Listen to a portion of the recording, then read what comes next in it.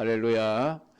예, 오늘도 하나님을 예배하러 오신 여러분들을 우리 하나님이 기뻐하시며 은혜와 복을 주사 온전한 믿음의 길로 걸어가게 하시기를 축복합니다. 지난 2주간에 걸쳐서 우리는 죄에 대한 하나님의 심판에 관해서 말씀을 드렸습니다. 우리의 행위대로 심판하신다. 우리의 모든 행위들에 대해서 하나님의 심판대 앞에 서서 신문을 받을 수밖에 없는 것이 우리 인생입니다. 행위뿐만이 아니라 우리의 말 한마디 한마디까지 하나님의 심판대 앞에 서서 심판을 받게 되어지고 그 죄에 대한 모든 값은 영원한 멸망일 수밖에 없습니다. 그러한 죄 가운데서 우리가 해방될 수 있는 죄사함의 길이 도대체 어디에 있는가? 오늘 성경은 피에 있음을 말씀을 해주고 있습니다. 죄의 삭은 사망입니다. 오직 피만이 우리에게 영원한 생명이 됨을 확실하게 말씀하고 있으니 오늘 말씀을 통해서 여러분들이 다시 한번 예수 그리스도의 피로 대속함을 입은 은혜가 얼마나 큰지 깨닫고 감사하며 살아갈 수 있기를 축복합니다. 우리 한국 불교계에서 가장 존경받는 스님 중에 한 분이었던 성철 스님이 임종하기 전에 남겼다는 그런 말들이 유튜브라든지 방송을 통해서 전국에 알려졌습니다. 그의 따님에게 남겼다는 유언에 대해서도 많은 이러한 영상들이 녹화가 되어 올라와 있는 것을 여러분들은 유튜브를 통해서 많이 볼 수가 있습니다. 그분이 남긴 말 중에 한평생 남녀를 속였으니 그 죄업은 하늘에 넘치네 산채로 지옥에 떨어져 그 한이 망갈래라 한등이 붉어내는 푸른 산에 걸렸네 라고 고백을 했다고 합니다. 한평생 자신을 속였다. 그 KBS 방송 인터뷰를 하는 그 기자 앞에서도 내가 하는 말은 다 거짓말입니다. 속지 마십시오. 그렇게 손사래를 치면서 하는 그런 말들이 직접 방송이 되기도 했습니다만은 어떻게 보면 이분이 참 훌륭한 분이죠. 그분의 또한 말씀 또한 훌륭한 말씀이라고 할 수 있습니다. 여러분, 사람이 죽음 앞에서 솔직해질 수 있다는 것은 참 큰 복입니다. 존경받는 성인이었고 스님이라고 해서 평생을 가면을 뒤집어 쓰고 끝까지 윗선의 말로 허풍 떨지 않고 마지막 순간이나마 진실하게 자신의 속에 있는 참모습을 드러낸 것만으로도 그는 위대한 성이라고 할 수 있을 것입니다. 죄가 태산같이 많아 나는 지옥으로 떨어진다 하는 말씀은 아무나 할 수 있는 말이 못 됩니다. 사람들은 자신이 지옥 간다는 것을 죽어도 죽기보다 더 싫어하죠. 그래서 다른 사람이 당신 지옥 간다라는 말만 해도 불같이 화를 내면서 반박하는 것이 우리 인생인데 자기 스스로 죽음 앞에서 나는 지옥 갑니다라고 말할 수 있는 것도 아무나 할 수 있는 것은 아닙니다. 참 안타까운 것은 그분이 죽음 직전에라도 그 자신의 죄를 해결할 수 있는 길이 있다는 것을 깨달을 수 있었더라면 얼마나 더 좋았을까 하는 아쉬움입니다. 왜냐하면 자신의 죄를 깨닫고 인정하는 것만으로는 죄 문제가 해결되지 않기 때문에 그렇습니다. 아무리 땅을 치며 후회하고 그렇게 살지 말 걸 내가 그렇게 살아서는 안 되는데 후회한들 죄는 없어지지를 않습니다. 하나님은 우리에게 놀라운 말씀을 해 주셨습니다. 평생을 강도짓을 하며 살아왔던 한 사람이 마지막 죽음 앞에서 자신의 곁에 십자가에 달려있는 예수 그리스도를 보고 당신이 하나님의 아들입니다. 당신이 메시아입니다. 당신은 옳습니다. 당신은 죄가 없습니다. 예수여, 오늘 당신의 나라에 이를 때에 나를 생각해 주시고 불쌍히 여겨 주시기를 원합니다. 평생을 강도짓을 하고 살아온 사람, 자신의 죽음 앞에서 자신의 죄를 깨닫고 예수 그리스도를 구주로 믿었더니 낙원에 가게 되었다고 성경은 선포하고 있습니다. 죽음 앞에서 아무리 후회를 하고 땅을 친들 지옥의 형벌을 피할 수는 없습니다. 그러나 죽음 앞에서라도 회개하고 예수 그리스도를 믿으면 그런 죄 사함을 받고 영원한 천국에 가게 된다고 우리에게 말씀을 해주고 있습니다. 어쩌면 이런 이야기들이 평생을 선하게 산 사람들에게는 불만 품을 수 있는 내용일 수 있습니다. 아니, 나는 평생을 착하게 살아왔는데 왜 평생 악을 행하던 사람이 죽기 직전에 회개했다고 천국 가면 되느냐? 그러면 누가 착하고 선하게 살려고 하겠느냐? 나도 그렇게 안 살겠다, 막 그런 말을 할 것입니다. 그러나 여러분, 우리가 분명히 알아야 될 것은 내가 언제 죽을지 우리는 아무도 모른다는 사실입니다. 내가 죽는 시간을 알 수만 있다면은 평생 악을 행하다가 죽기 한 1시간 전에 회개하고 예수 믿고 죄사함 받고 천국 가면 됩니다. 그렇게 하실 수 있으면 그렇게 하십시오. 근데 아마 회개할 기회를 얻지 못하게 될 것입니다. 그러니까 미리 회개하고 예수 믿고 천국 갈 자격을 갖춘 채 살아가는 그것이 현명한 사람입니다. 엉뚱한 생각하시지 말고요. 그 예수님의 십자가 한편 십자가에 못 박혔던 강도만 생각하시지 말고 하나님께서 내게 지금 예수님을 믿고 죄를 회개하고 죄사함을 받아 하나님의 자녀가 되게 하셔서 믿음의 삶을 살게 하셨다는 것이 얼마나 큰 은혜인 줄을 깨닫고 감사하며 살아가시기를 주님의 이름으로 축복합니다. 성경은 그것을 바로 은혜라고 말하고 있습니다. 만약에 우리의 행위를 따라서 천국과 지옥이 결정되어진다면은 예수님 한편 그 십자가에 못 박혔던 강도는 절대로 천국 갈 수가 없었을 것입니다. 그러나 하나님은 우리가 천국 가는 것이 오직 은혜로 주어지는 대속의 은혜를 통해서만 가게 되어진다는 것을 말씀을 하고 있습니다. 그러니까 사람은 선하게 살든 악하게 살든 모두가 다 지옥 가는 것은 똑같습니다. 왜냐하면 사람은 태어날 때부터 죄인의 신분으로 태어나기 때문에 그렇습니다. 죄인의 신분이기에 그 마지막은 영원한 지옥의 형벌이라고 성경은 말씀을 하고 있습니다. 그러니까 내가 죽기 직전에 예수님을 믿을 수 있는 기회를 얻었다는 것은 오직 하나님의 은혜일 뿐입니다. 원래 사람은 하나님이 영생하는 존재로 창조하셨습니다. 그러므로 육신의 죽음으로 끝나는 것이 아니라 부활이 있고 내세의 삶이 있습니다. 그 내세의 삶은 영원한 지옥에서 살 것이냐 영원한 천국에서 살 것이냐라는 것이 결정되어집니다.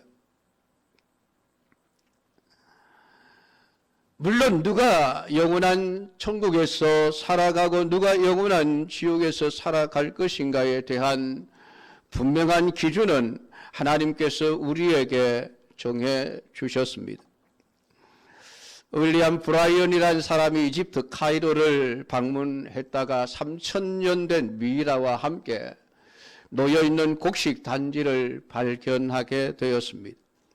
그 안을 들여다보니 거기에 완두콩이 한 단지가 들어있었는데 3,000년이나 지났으니까 돌처럼 딱딱해져 있어서 이게 도무지 살아있는 것처럼 보이지를 않았습니다. 입이 죽었다고 생각을 하고 혹시나 싶어 가져다가 땅에 심었더니 신기하게도 한 달이 지나니 싹이 나고 잎이 나더니 열매를 맺는 것이었습니다.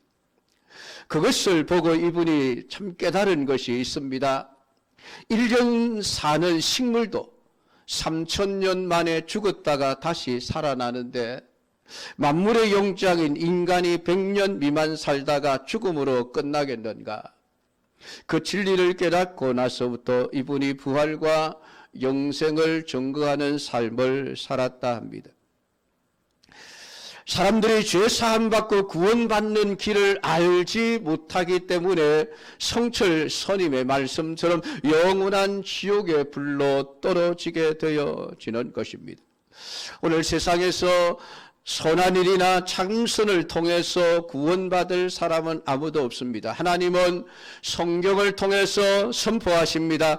의인은 없나니 하나도 없다라는 선언입니다. 하나님 앞에서 하나님이 보실 때에 지옥 가지 않고 천국 갈 수 있는 자격을 갖춘 자들이 한 사람도 없더라는 것입니다.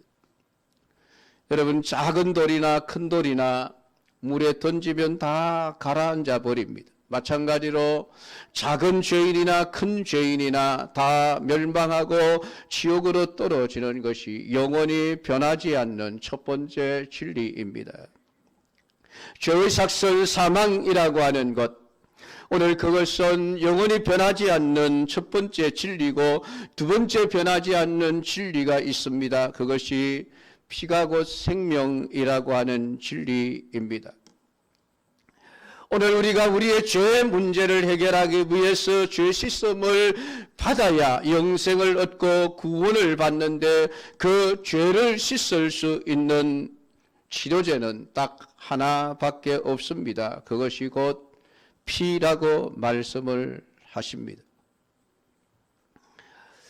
피가 인간의 죄를 속해준다라고 하는 사상은 인류 역사 대부분을 살펴보면 모든 인류와 모든 민족, 모든 나라에서 있었다는 것을 알 수 있습니다. 주 300년 기간에 멕시코에서 지진이 나거나 유행병이 돌아 많은 사람이 죽게 되는 일이 발생했을 때에 사람들이 생각하기를 백성들의 죄가 많아서 신의 진노가 임했기 때문이라고 믿고 피를 뿌려 신의 진노를 풀기 위한 제사를 드렸습니다. 그 제사를 드리기 위해 나라에서 제일 잘생기고 흠이 없는 청년을 골랐습니다. 그리고 이 청년을 외딴 섬으로 보내어 먹고 싶은 대로 먹게 하고 싶은 소원을 다 들어준 다음에 제사를 드리는 날에 그 청년의 옷을 벗긴 다음에 온몸에 색칠을 하고 제사장이 배에 태워 육지에 도착해서 내 죄를 가져가십시오, 내 죄를 가져가십시오 외치고 그 소리를 치고 난 이후에 청년의 심장을 칼로 찔러 피가 솟구쳐 나오게 되면 제사장이 사람들을 향하여 이 피로 인하여 여러분의 죄가 용서받았습니다 라고 선언하면 사람들은 그 선언을 듣고 자신들의 죄가 해결되었다는 것을 믿고 집으로 돌아갔다고 합니다. 세계문화의 중심지였던 아테네에서도 이러한 재앙들이 발생하게 되어질 때 그것을 신의 진노라고 믿고 가난한 사람들 중에 한 사람에게 돈을 주고 사서 그 사람을 제물로 제사를 드렸습니다. 피를 흘리고 죽으면 사람들이 안심하고 돌아갔다고 합니다. 구라파의 색손이라고 하는 나라나 구소련의 영토였던 스키디안이나 아프리카의 다호미 같은 그런 나라들에서도 마찬가지로 이러한 재앙들이 임하게 되어질 때에 신의 진노를 풀기 위해서 혹은 사람을 혹은 짐승을 잡아서 피를 뿌려 신에게 제사를 드림으로 자신들의 죄가 해결될 수 있다고 믿었던 그러한 믿음의 역사는 동서고금을 막론하고 모든 나라 모든 민족들이 가지고 있었던 생각입니다. 이러한 생각들이 어디서 나왔을까요? 오늘 하나님은 아담이 범죄했을 때에 그 짐승을 잡아 가죽 옷을 해 입힘으로써 말미암아 그들의 수치를 가려주는 일을 하셨고, 하나님이 아마 아담과 하와에게 죄 문제를 해결하기 위해서는 누군가가 피를 흘려야만 한다는 진리를 가르쳐 주셨을 것입니다. 그래서 아담 이후의 모든 나라 모든 민족들은 비록 언어가 다르고 피부색이 다르고 사상이 다를지라도 피가 죄를 속한다라고 하는 이 동일한 사상 하나만큼은 모든 나라 모든 민족들이 지켜오고 있었던 것입니다. 하나님도 피가 생명을 속한다는 것에 대해서 우리에게 분명하게 말씀을 해주고 있습니다. 레위기 17장 11절에 육체의 생명은 피에 있음이라 내가 이 피를 너희에게 주어 단에 뿌려 너희 생명을 위하여 속하게 하였나니 생명이 피에 있으므로 피가 죄를 속하느니라. 하나님께서 이스라엘 백성들에게 양이나 송아지나 염소를 잡아 그 피를 흘려 그 피를 뿌림으로 말미암아 죄를 속함 받을 수 있다는 사실을 가르쳐 주셨습니다. 오늘 본문 22절에서도 율법을 따라 그의 모든 물건이 피로써 정결하게 되나니 피 흘림이 없은즉 사함이 없느니라. 오늘 19절부터 이스라엘 백성들이 가나안 땅에 들어가기 전에 시내산에서 하나님으로부터 율법을 받고 제사에 대한 모든 제도에 대한 가르침을 받고 성막을 만들고 난 이후에 그 모든 성막과 거기에 있는 기구들을 정결하게 하기 위해서 피를 뿌렸다라는 것을 말씀을 합니다. 그리고 그 피가 하나님이 명하신 언약의 피요 그 피를 뿌림으로 말미암아 비로소 성막과 그 모든 기구들과 그릇들이 깨끗하고 정결하게 되었다는 사실을 말씀을 하셨습니다. 그때부터 이스라엘 백성들은 끊임없이 자신이 죄를 지었을 때마다 양이나 소를 끌고 제사장에게 찾아가서 그 짐승을 죽여 피를 흘리고 그 피를 제단에 뿌리고 제물을 태워 하나님 앞에 번제를 드림으로 말미암아 죄 사함의 은총을 받아 누리게 되어졌습니다. 그런데 안타까운 것은 죄를 지을 때마다 양을 잡고 소를 잡아 들어야 한다는 사실이었습니다. 하루에 몇 마리의 양이 제물로서 피를 흘리며 죽었을까요? 정확한 데이터는 알 수가 없지만은 많을 때에는 이스라엘 백성들이 하루에 몇만 마리의 제물을 드려야 했다고 이야기를 하는 학자들도 있습니다. 그만큼 이스라엘 백성들이 많은 죄를 지었다는 것이죠. 그런데 우리를 보면 알지 않습니까? 여러분 한번 생각해 보십시오. 만약에 우리가 지금 21세기에 태어나지 않고 구약시대에 태어나서 살아간다고 생각을 하거나 또 아니면 예수님이 2000년 전에 오시지 않고 앞으로 1000년 후에 예수님이 오셨다고 한다는 그런 가정을 한번 해 보십시다. 그러면 오늘 우리가 우리의 죄를 지을 때마다 하나님 앞에 양을 끌고 소를 끌고 가서 피를 흘려 속죄의 제사를 드려야 했다고 생각한다면은 여러분은 하루에 몇 마리의 양을 잡아야 했겠습니까? 하루에 몇 마리의 소를 잡아서 드려야 했을까요? 여러분 하루에 몇 번이나 죄를 지으십니까? 계산이 안 되십니까? 하루에 한 마리만, 내가 하루에 한 번만 죄를 짓는다고 쳐도 한 달이면 30번입니다. 1년에 365번입니다. 양을 잡아서 속죄의 제사를 드려야 한다면 1년에 365마리의 양을 잡아 드려야 했다는 이야기죠. 요즘 양 한 마리 가격이 얼마나 하는지 모르겠습니다.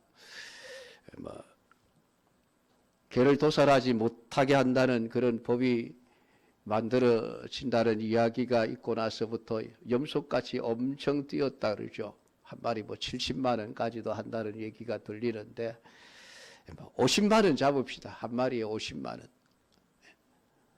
365마리면은 무려 1억 8,500만 원이 됩니다. 1년에 우리가 최소한 우리의 죄를 사함받기 위해서 하나님 앞에 1억 8,500만 원을 드려야만 죄 사함을 받을 수가 있다는 것입니다. 최소한.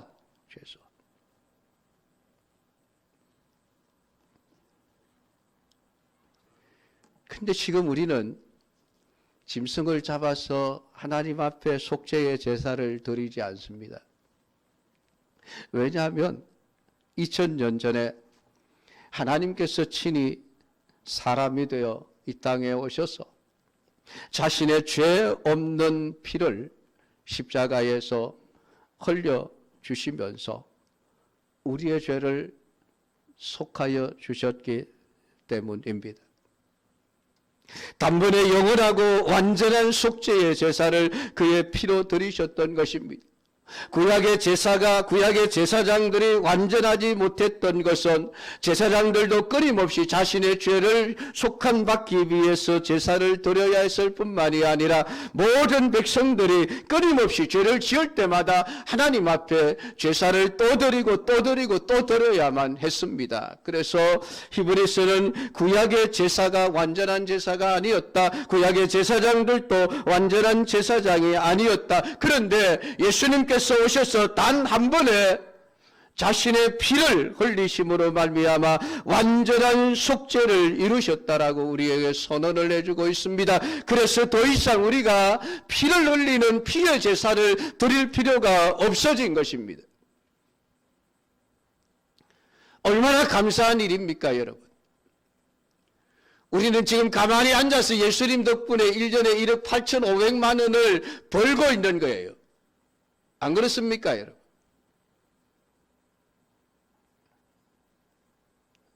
인정이 안 되십니까?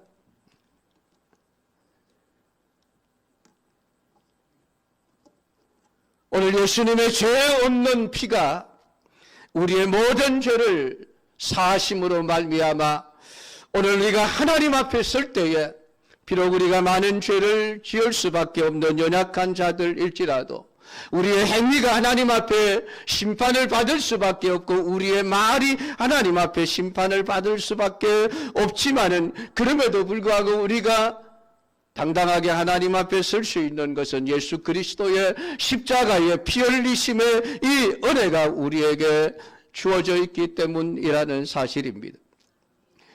오늘 예수님께서 십자가에 죽으시기 전날 밤에 유월절 잔치를 행하시면서 제자들을 앉혀놓고 떡을 떼어 주시면서 받아 먹으라, 이것은 너희를 위하여 주는 내 몸이라 하셨고, 잔을 나누어 주시면서 이것을 마셔라, 이것은 죄 사함을 얻게 하려고 흘리는 바 나의 피 곧 언약의 피니라 라고 말씀을 하셨습니다.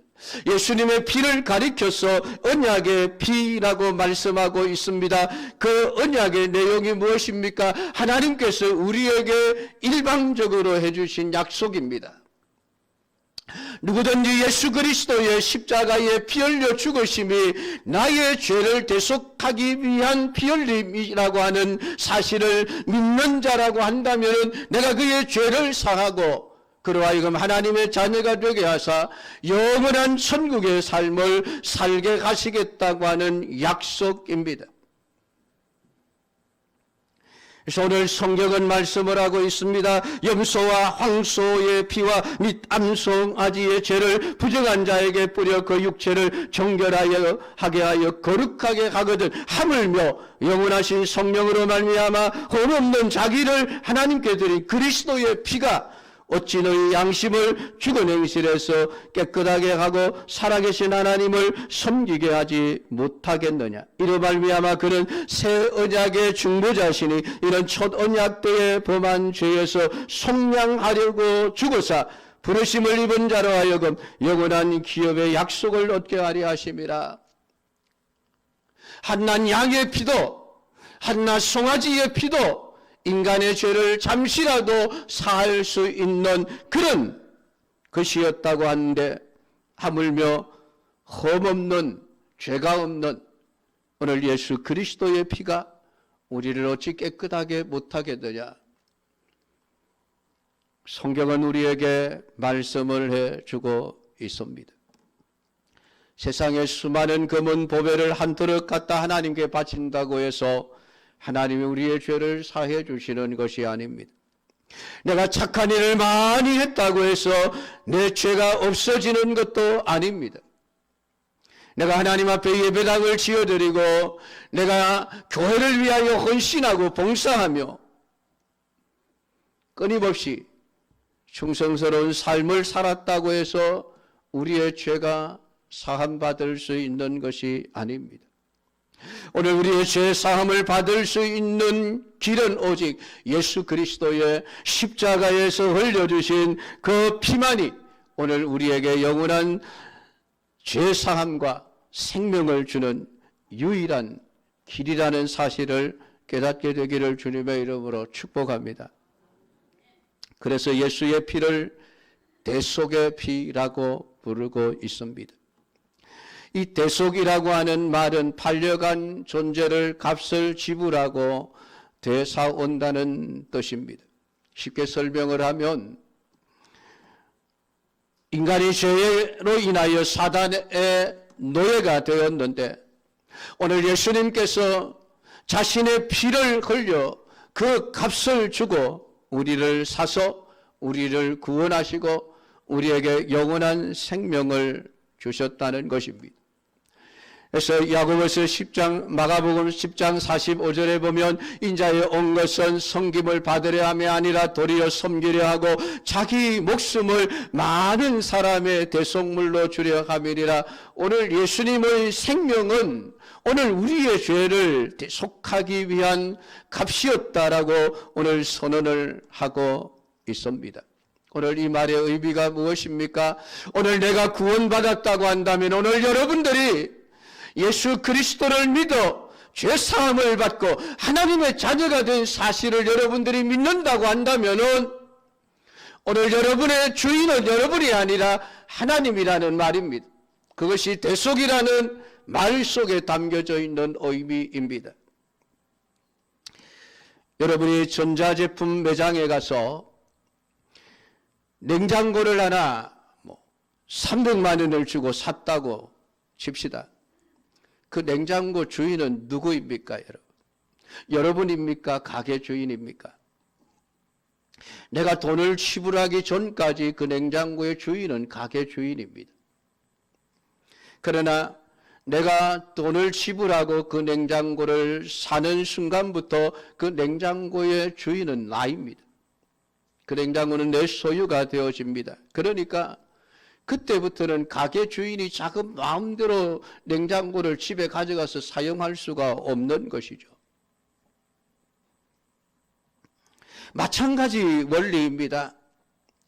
하나님께서 예수 그리스도의 생명의 핏값을 치르고 우리를 샀다라고 하는 그 표현이 어떤 표현입니까? 네가 구원받았느냐? 네가 죄사함 받았느냐? 하나님의 자녀가 되었느냐? 그래, 그러면은 너는 이제부터 내 것이야. 하나님의 소유라는 의미입니다. 내 주인이 내가 아니라는 이야기입니다. 사랑하는 성도 여러분, 오늘 여러분이 하나님의 자녀가 되었음을 믿으십니까? 오늘 여러분이 예수 그리스도의 십자가의 보혈을 인하여 죄사함을 받고 거룩한 하나님의 백성이 되었음을 믿으십니까? 여러분, 믿는다면 왜 마음대로 사십니까? 구원받은 자는 하나님의 소유입니다. 하나님이 원하시는 삶을 살아야 합니다. 고린도전서 9장 20절은 그래서 분명하게 선언합니다. 너희는 너희 것이 아니라 값으로 산 것이 되었으니 그런즉 너희 몸으로 하나님께 영광을 돌리라. 너무나도 분명하게 말씀하지 않습니까? 너희는 너희 것이 아니라 하나님의 것이니 너희 몸을 가지고 네가 원하는 삶을 살지 말고 너를 위해서 살지 말고 하나님께 영광을 돌리는 삶을 살아라. 이것이 하나님이 우리에게 하시는 요구입니다.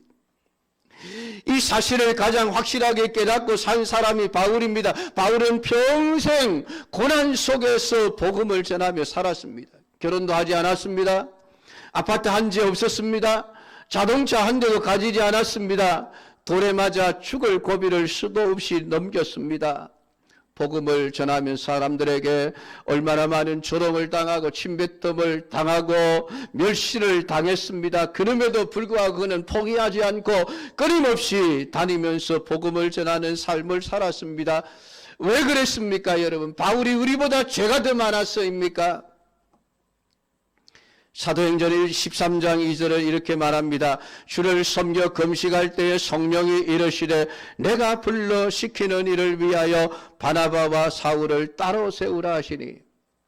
사도행전 9장에서 사울은 예수님을 만납니다.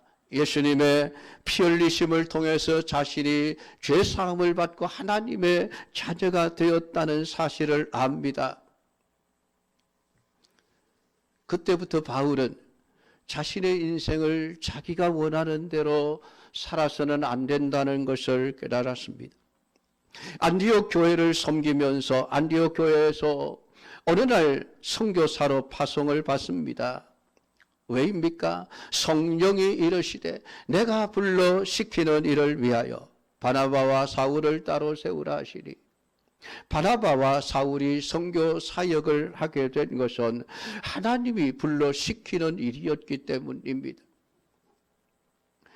자신을 대속해 주신 하나님이 원하시는 일이었기에 그는 목숨을 걸고 그 사역을 감당했던 것입니다.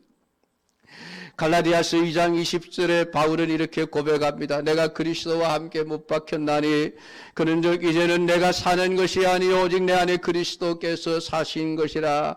이제 내가 육체 가운데 사는 것은 나를 사랑하사 나를 위하여 자기 자신을 버리신 하나님의 아들을 믿는 믿음 안에서 사는 것이라.